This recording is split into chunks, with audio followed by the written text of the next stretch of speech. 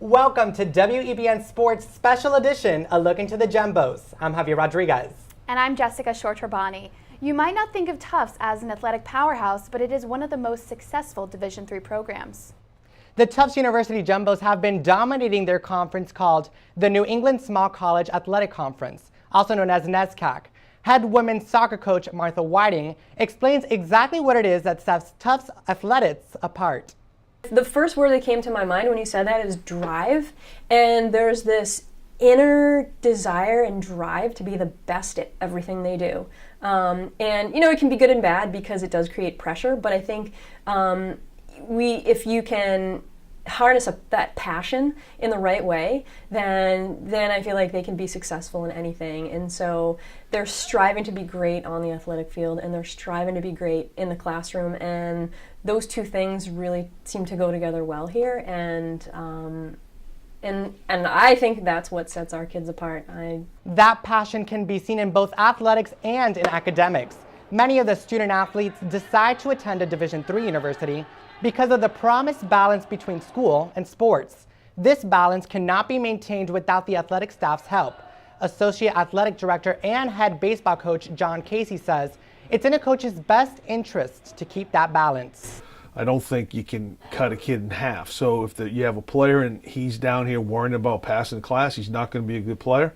And if he's down here worrying about a chem test, he's not going to be a good player either. So, we need to make sure we give them enough time to pursue those things. I don't think our kids would be any different. I think athletics is their passion, right? So if you take someone's passion away, they're not the same person, so they're not going to achieve the same thing. So I think that's probably, I would tell you, that's probably what we're trying to do with them, is make sure that these kids, these guys, especially the student athletes, they can achieve anything they want, and so it's our job to help them do that.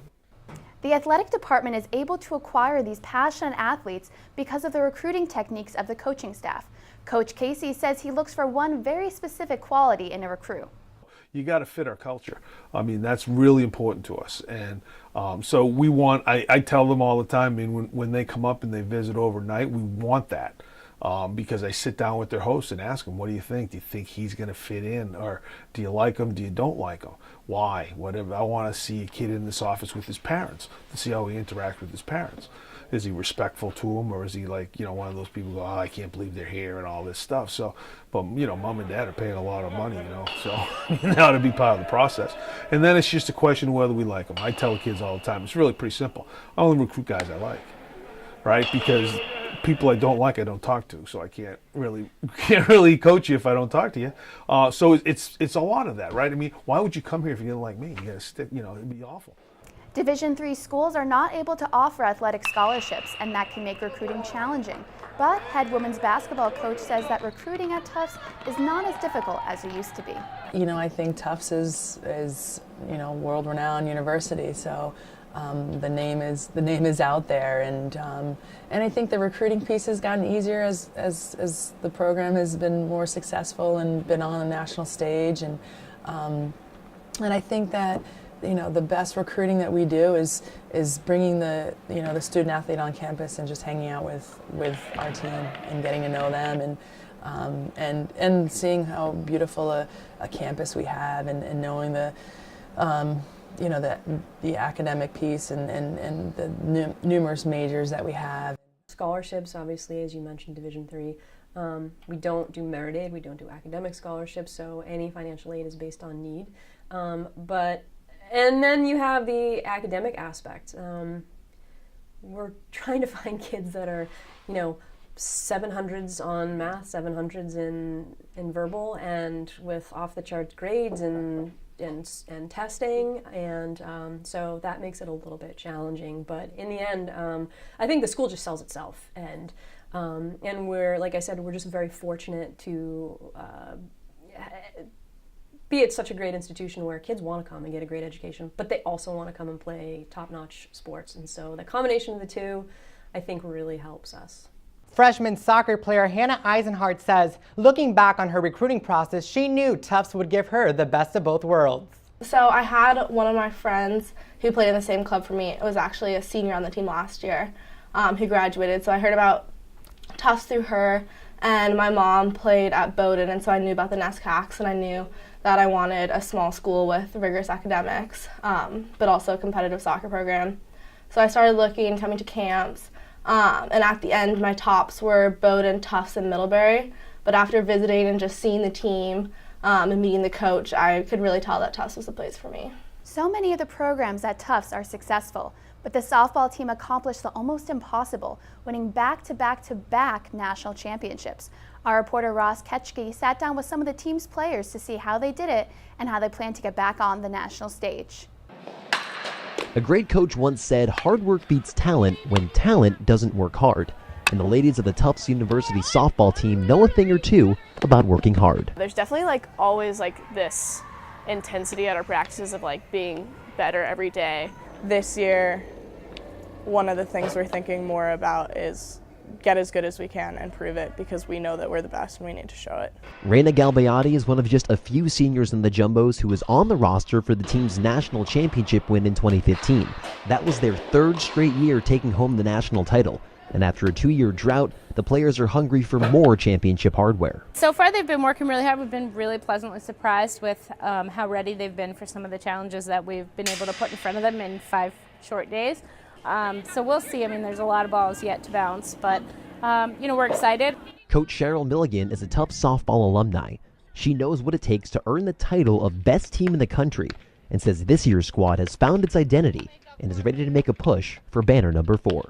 I see our team going back to understanding what Tufts softball is all about, as opposed to sort of maybe what we didn't feel when we were in the moment, but what I think the last 2 years felt like we kind of weren't sure who we were.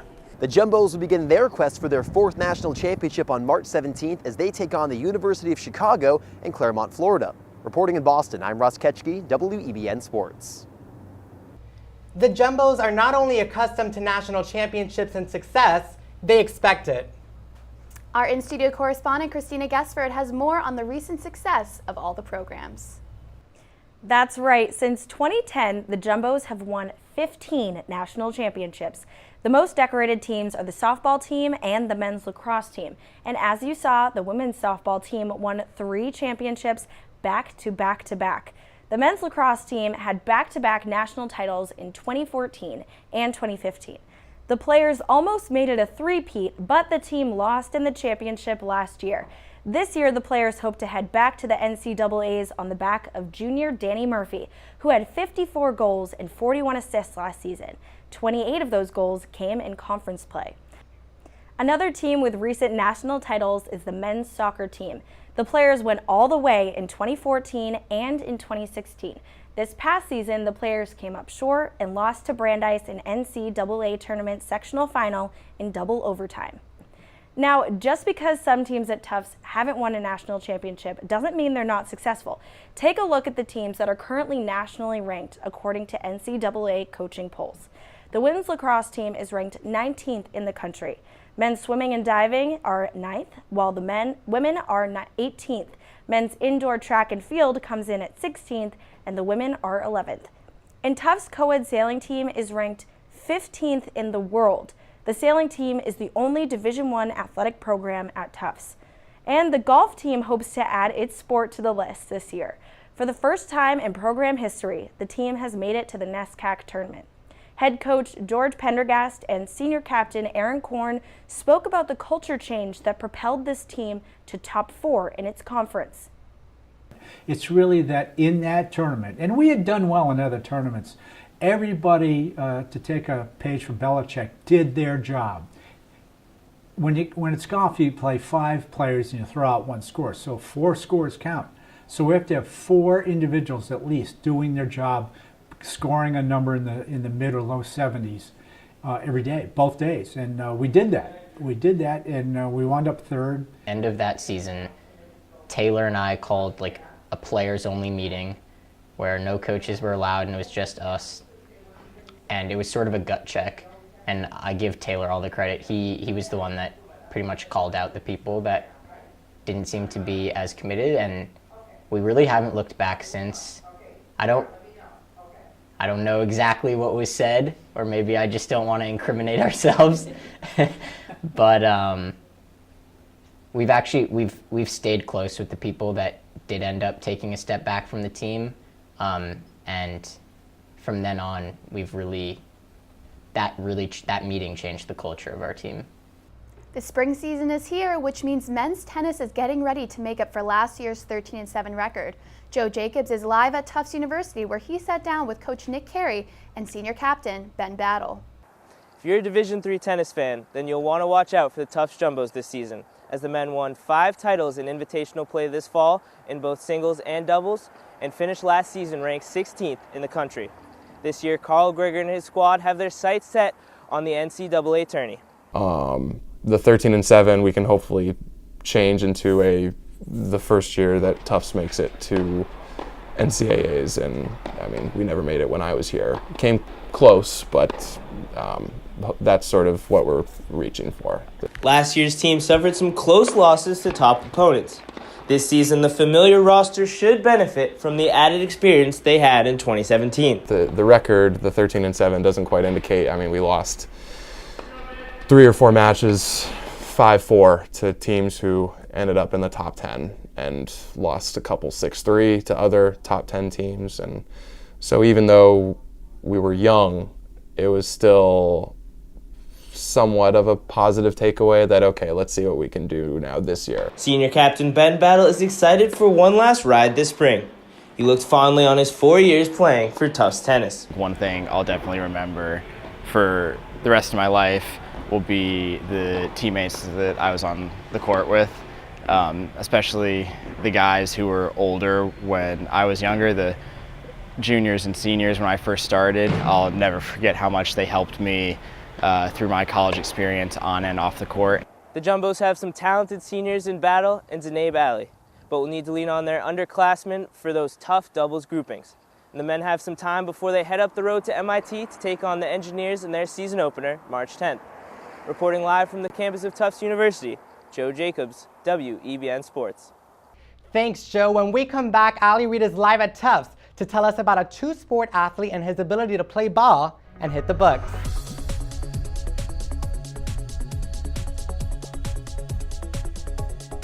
Welcome back to WEBN Sports Special Edition, a look into the Jumbos. Ali Reed is live at Tufts, where she spoke to Christian Zazali about his time as a 2-sport athlete.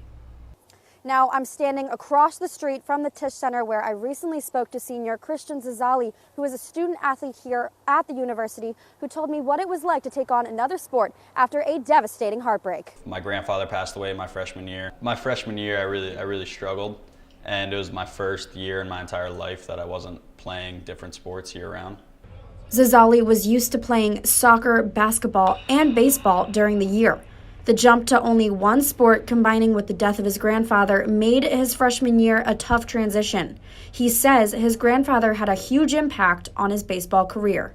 My grandfather, ever since I was a little kid, he would show up to all my games. He's the one that was always trying to tell me to hit ground balls up the middle. And then losing him was a big deal for me, not only baseball-wise having that support, but he also supported me financially at this school. So that was kind of a big loss all around. Zazali says playing 2 sports keeps him on track. So there was definitely an acclimation period. I had to start preparing right after baseball season to then get ready for soccer.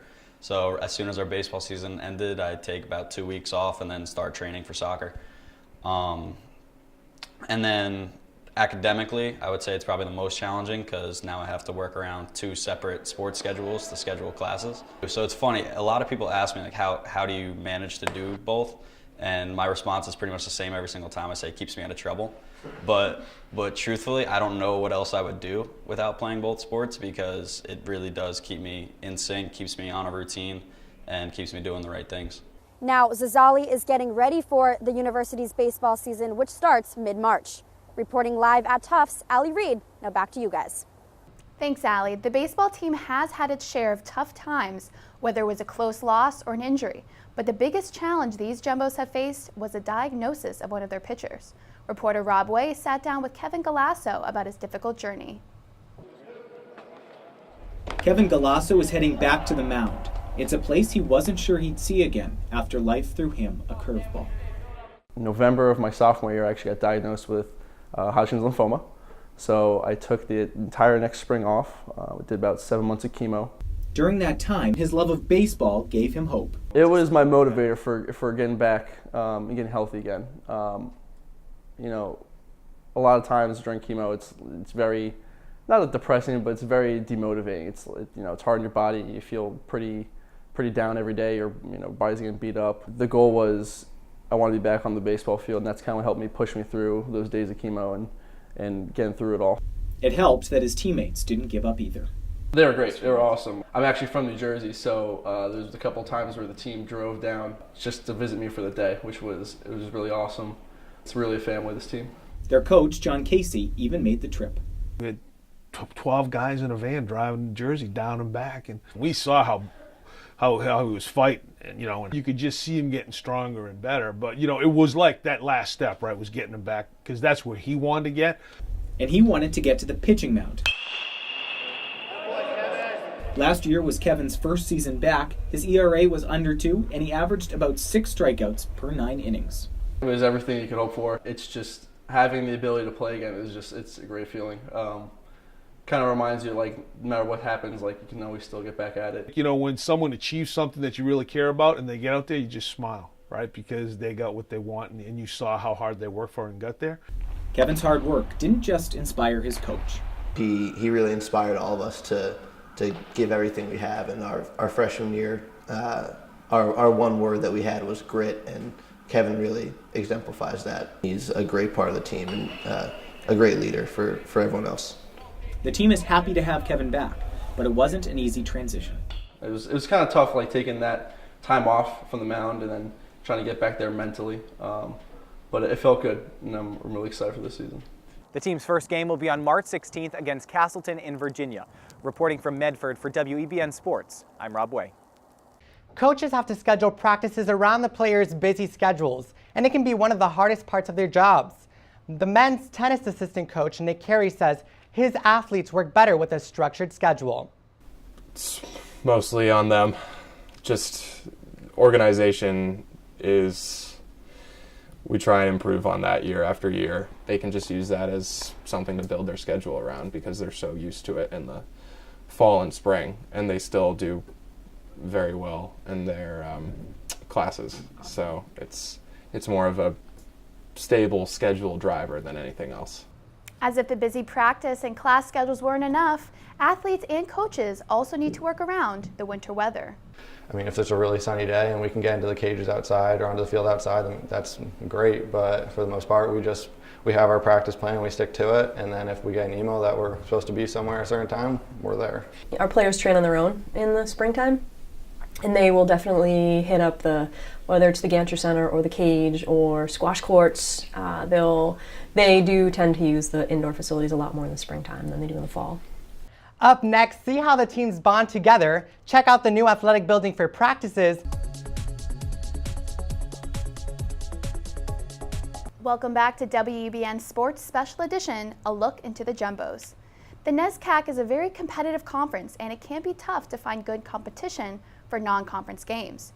Coach Whiting says Tufts' location makes it easy to find a competitor. We're really lucky that we're in the area that we're in because there are so many schools around Boston, and actually some of them that are super competitive in soccer. And so as we round out our non-conference schedule, which would be, we have 4 non-conference games, which isn't a lot. We have MIT is a top 20 team, Brandeis is a top 20 team, so we get those guys on the schedule just to keep it challenging. And then we'll search for a couple of other games that are definitely competitive. But you're trying to get wins too. So I mean, any team we schedule, we feel like that's a team that we can beat. Coach Casey says that he has his team treat non-conference games just like any other. It doesn't matter to me. We're going to play hard. That's all. With certain things we do, right? We're going to play hard. We're going to show up every day, and we're going to just compete better than the teams we play. Wherever we wind up, right? So we can't control that, but we can control how we show up. I mean, the only things we ever worry about is attitude and effort. That's what's going to matter to us. When seniors are in their last semester, they can be going through a roller coaster of emotions. Many of Tufts athletes are happy with their decision to compete in sports and say it went above expectations. I remember all my friends were kind of going D1, and I came here because I thought it would be a great balance between school and athletics, and it was a lot more than I thought it was. The team was way more friendly and accepting than I thought they would be. You hear a lot of horror stories when people get to college athletics versus clubs in high school because it's 100 times more competitive, and it's definitely competitive here, but I think everyone's also hoping for the best. They want you to start, they want you to get better, and they want you to be, at the end of the day, playing your best field hockey at Tufts than at any other school. So it kind of lived up to the expectations plus some. I think that those types of memories are the things that will last way longer than the specific points in a certain match against a competitive school or something like that. So the big takeaway are the relationships I establish with my teammates. Many of the Jumbos say that the bond a team shares can carry them through the season and to the playoffs. Listen to some athletes and coaches as they talk about what team bonding means to them. I think a lot of it is just we are each other's friends, and it just comes with like the time we put into practice, working out, the off season. So I don't think we ever really, we do some team bonding like activities in the beginning of the year when we're all together, but I think a lot of it's just we are each other, like are each other's friend groups, are each other's support systems. So a lot of the bonding comes naturally through just being around each other. I mean, we're all just friends. We all hang out outside of practice, outside of the field. You don't have to like organize that. It just happens. These are all the guys I want to be with, so it's the guys I spend time with. I play better when I'm next to someone I actually care about than I don't really care about them, right? So coming down here should be the best 2 hours of your day because I'm excited to be around those guys, and I really genuinely like them. And you know, I always tell our guys it's really simple. The easiest person to let down is yourself because we do it a lot to each other. Hardest person to let down is someone you care about. So if a team cares about each other, they play better. They work harder. They do all that stuff. And all the other kids really in my class were like, we want this to be different than it is now. We would look around and see how close-knit the other teams were, how much time they spent together, how much they seemed to like each other, how much fun they seemed to have, how much success they were having on the field. And I think we all sort of collectively decided that we wanted to get there too. And so then the challenge became how do we do that? Tufts University offers over 70 majors, and in the athletic department there are tons of different players from all sorts of majors. A lot of guys are in the economics department. I think that's mainly because, you kind of, the upperclassmen kind of definitely help shape the underclassmen who maybe don't have an idea what they want to do. Also, like, personally, I'm just kind of interested in it, so that's why I chose it, but I'm not really sure everyone else did. But, I think that it definitely helps to have upperclassmen in the same major as you because they've kind of been there and they can really help you with classes and, just help you out through the process because it can be hard at times. On the soccer team, I think there's a lot of diversity. I think there's a lot of pre-med, as I've said before. There's some econ. I'd say overall econ is probably the most common major for athletes.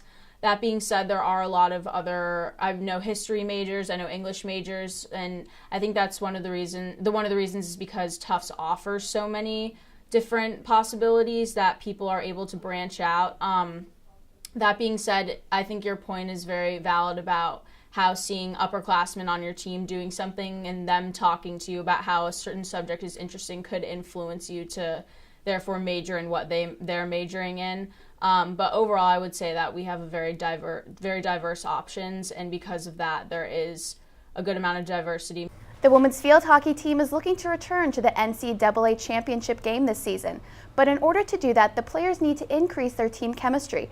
Our reporter Chloe Thibault went to a practice and spoke to some of their star players and coach. Basically, whenever we're not practicing, we're also with each other. For Tufts University junior Gigi Tutoni, the girls in her team are more than just fellow players. They're her close friends. I remember last finals week, we booked a study room for 7 consecutive full days, and we were in there for every hour of finals week together. Field hockey at the college level is challenging, but this team's close bond brought them to championships in the fall of 2016. After a devastating loss last year, the girls are ready to begin training to give the game their all again. We were unassuming in the fact, I think, in 2016. Like, we really were present every practice, present every game, and focused on the here and now. We were just enjoying playing and we were doing well. It was fun to win. So when you combine all those factors, I think we really just took it a game at a time. This team already has an advantage that goes beyond skill. I realize that there's an it that you also have to have as a team, and that's more important than technicality in my opinion. It's that team chemistry. It's knowing where your teammate's going to be even when you're not looking up, which you should be. But that it factor is huge. It's way more. It's the most important thing a team can have. The team has already begun training for their fall 2018 season and will regroup in the summer before the games begin. For WEBN, I'm Chloe Thibault. Many of the Tufts teams travel for games and stay in a different city overnight. The teams would not be able to do this if it were not for the generous alumni who donate to the teams. With the absence of a training trip, we don't have that type of incentive to recruit, but I think that to run a program at a really high level in the way that we want to do it, there is a need for fundraising. And so a lot of what we do is reaching out to alumni. And a big day for us has become Giving Tuesday, which I know, internationally across the board, it's become a pretty big fundraising day. And we do very well that day. We also we've had an anonymous donor in the past that's donated a pretty good sum of money and created a match. And so, they would match every dollar up to a certain amount. Of the kids going, but we are very fortunate in that we have a very generous alumnus that lives out there that helps us out with the cost of the golf and the meals. And we end up staying in alumni homes. Several alumni live out there in this gated community called Desert Mountain. It's very fancy. And we are able to get all the players into private homes without any cost. In 2012, Tufts finished building the new athletic department center, now called the Steve Tisch Center. Coaches say the building beats any other Division III athletic center. This was built, so it's pretty tough to say Tufts doesn't care about athletics when you walk in here. So it's just one of those things where it's just a tangible thing. When you walk in, you go, I guess they do care. And then that spurs other, it spurred a lot more development of facilities. So that's where we've been going. So it's pretty cool. Like success breeds success. So. The Tisch Center has spaces for all athletes to train indoors. The Carzo cage gives the softball and baseball teams the ability to hit off live pitching. The cage also allows the soccer teams, lacrosse teams, and field hockey team to train inside. On the other side of the center is an indoor track. In the middle of this track are tennis courts. Thank you for watching today's WEBN Sports Special Edition, A Look into the Jumbos. I'm Javier Rodriguez. And I'm Jessica Short-Herbani. Thanks for watching.